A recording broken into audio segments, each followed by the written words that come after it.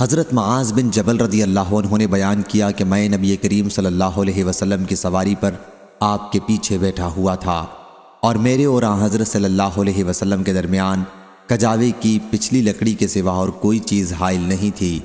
اس حالت میں آن حضرت صلی اللہ علیہ وسلم نے فرمایا، یا معاذ۔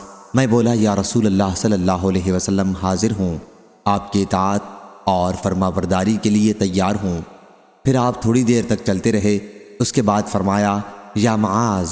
میں بولا، یا رسول اللہ صلی اللہ علیہ وسلم، حاضر ہوں، آپ کی اطاعت کے لیے تیار ہوں۔ پھر آپ تھوڑی دیر چلتے رہے، اس کے بعد فرمایا، یا معاذ۔ میں نے عرض کیا، حاضر ہوں، یا رسول اللہ صلی اللہ علیہ وسلم، آپ کی اطاعت کے لیے تیار ہوں۔ اس کے بعد آن حضرت صلی اللہ علیہ وسلم نے فرمایا، تمہیں معلوم ہے اللہ کے اپنے بندوں پر کیا حق ہیں؟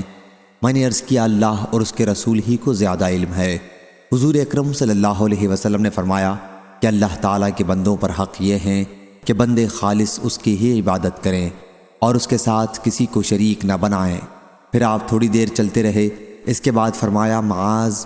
میں نے عرض کیا، حاضر ہوں، یا رسول اللہ، آپ کی اطاعت کے لیے تیار ہوں۔ آن حضرت صلی اللہ علیہ وسلم نے فرمایا، تمہیں معلوم ہے بندوں کا اللہ پر کیا حق ہے جبکہ وہ یہ کام کر لیں؟ میں نے عرض کیا، اللہ اور اس کے رسول کو زیادہ علم ہے۔